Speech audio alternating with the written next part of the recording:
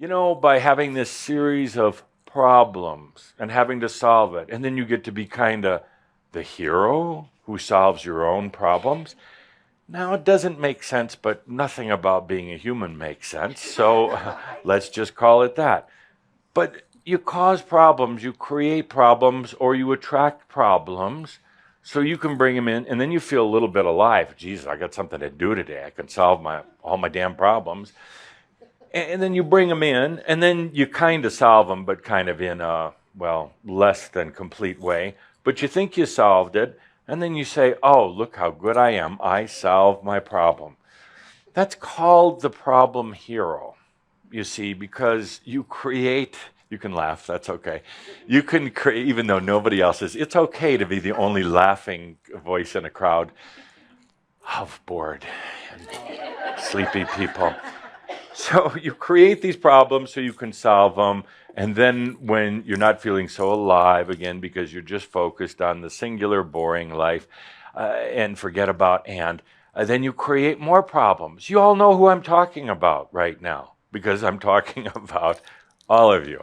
The mind isn't, it's really not very creative. I mean, it likes to think it is because it's been told that's how it needs to think, but it's not really very creative. So it looks at this narrow band of potentials and possibilities of solutions and then goes from there. Often feeling very frustrated, you feeling frustrated because it's not really fulfilling. Feel into it for a moment. How much of your day and your mental capacity has been about solving problems? Your health, your wealth, your relationships with others, a little task like filling out your taxes,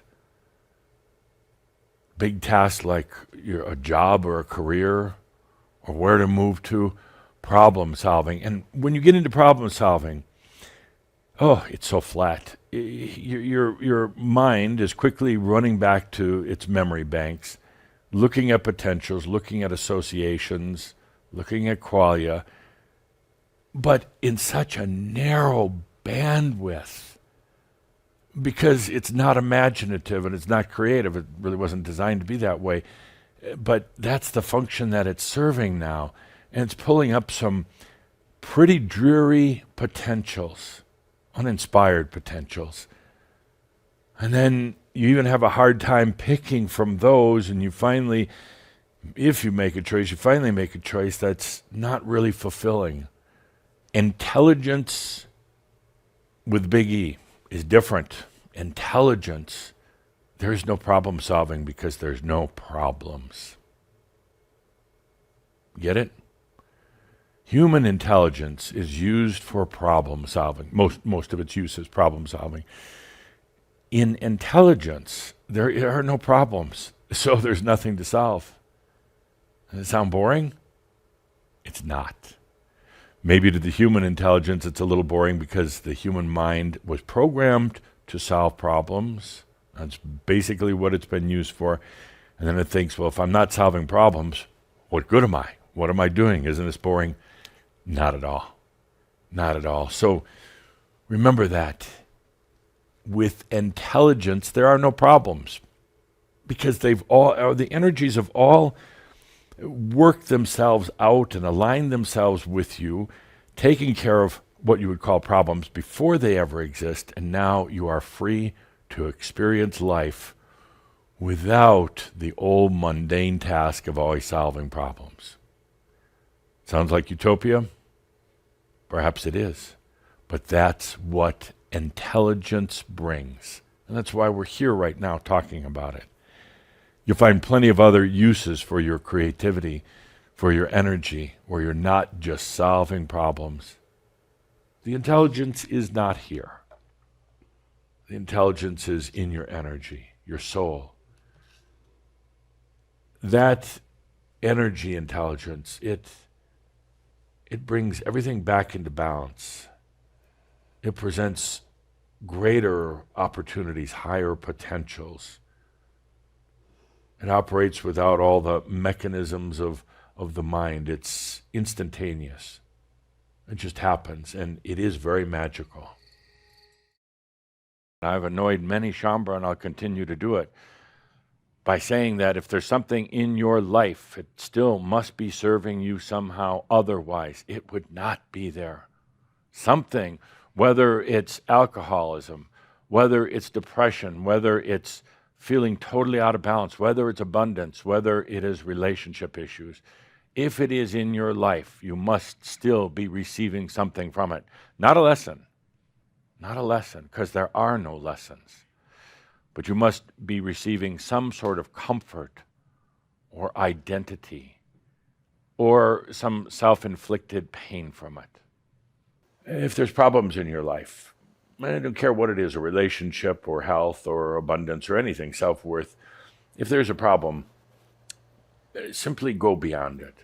Don't focus on it. Don't fight it. It's on its way out right now.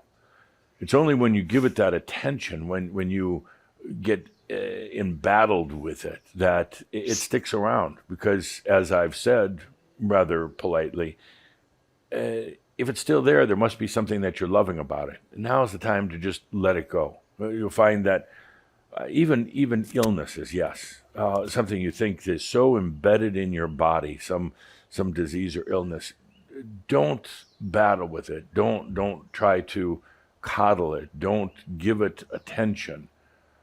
Just realize it's a vestige from the past. It's on its way out. Don't worry about how it leaves, how it goes. It's on its way out. By the way, if there's anything in your life, some of you will get mad at me, but if there's anything in your life, whether it's a lack of money, whether it's a lack of friends, illness, or anything else, it's there because you want it to be. It is. I know some of you are cussing at me right now, but you want it to be, otherwise it wouldn't be there. This is one of the very simple principles of spiritual existence. If it's there, you must want it there. And you say, but no, I don't want this. Well, yeah, actually you do, because you don't want the alternative. So you're putting in something might be a little uncomfortable. You don't want the alternative. You don't want true abundance. Why? Because you'd have to wake up. You don't want true health. Why? Then you couldn't be a damn victim anymore. What if life was truly abundant and truly easy? What if you had tremendous amounts of energy? What if? Well, it'd mean that you couldn't play games anymore. You couldn't be the victim anymore. You couldn't walk around with the poor me mentality anymore. You wouldn't have any excuses. You would have to be an embodied master. If there is anything in your life that you think you don't like, it's there because you like it. Anything. People, diseases, failures, anything in your life. If there's pains in your body, if there is abundance issues, it's because you're in love with it. That's my rant. That's true. Otherwise, it wouldn't be there. And I've been criticized of being a little callous about it, but it is so true. And when you realize that, when you realize you can't blame anything else, you can't blame a past life, you can't blame it on the fact that you're not just getting all this wonderful, amazing, wise information. When you realize if it's in your life, that because you're still loving on it, you're still getting something from it, you're still playing a game. And we gotta bring that to a head right now. Anything, you're not a victim to anything. If you understand that the energy is all yours, you're the damn creator, you could do what you want. I don't want to hear these excuses. What we're doing now has such huge implications, not just on you and your life, which obviously is number one, but what it does for the planet right now and what it does for all of creation right now.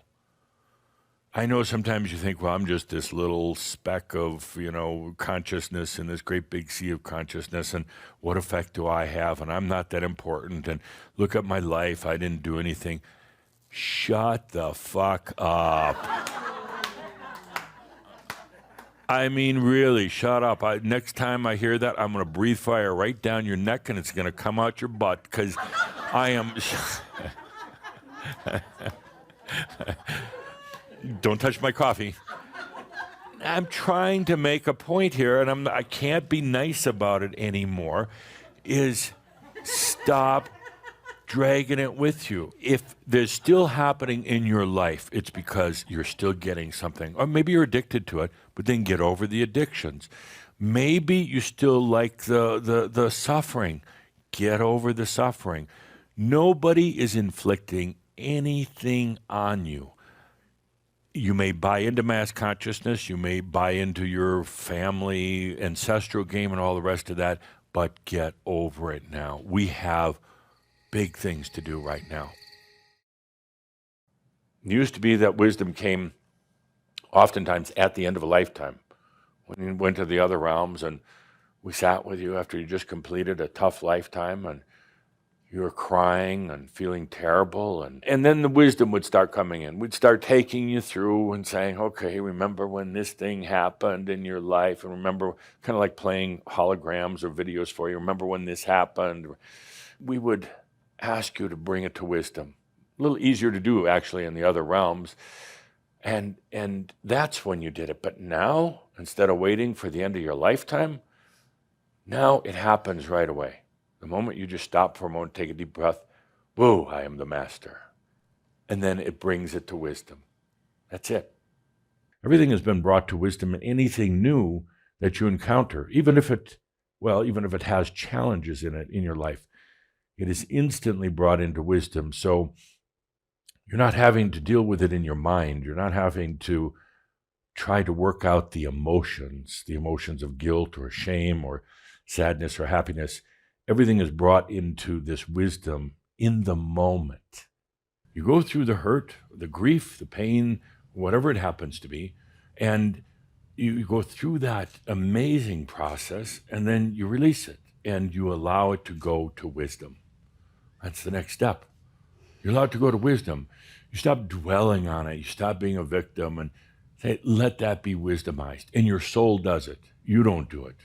Your soul does all the wisdomizing. The soul is just waiting for you to say, okay, I'm ready to let go of this and take it to wisdom. And then it'll grab it from you. And then, of course, you'll try to hold on to it and make sense of it and justify it. And you don't. You just let go and let it go to wisdom.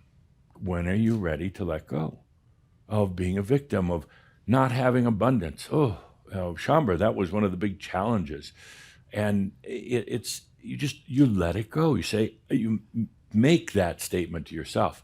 I am ready to let it go, period. No ifs, ands, or buts, not maybe or kind of or what's going to happen next. I am ready to let it go. And then you do. Poof, it comes to wisdom. Ooh, that's the real blessing in it. You don't do the wisdomizing, your soul does. Your soul distills it. It takes all the crap out of it. It takes all the little minutia, the details, even the stuck human emotions behind it, and it brings it to wisdom. And then you could say, in a manner of speaking, gives it to the I am as the gift of life. You'll have a conscious realization of it at some point and realize that some of the most difficult things you've been through now are distilled into wisdom. You don't need to hold them as old memories or wounds anymore. They've been distilled into wisdom. Wisdom is there now for you, but not necessarily in the thoughts. It is in your deep feelings. It is in your dreams. It is in the background of all the decisions and the choices that you make now, regardless if you feel there is wisdom in your thoughts. But the wisdom is there. The wisdom provides a balance, and it provides depth, and it provides true understanding of the experiences you're going through in your life.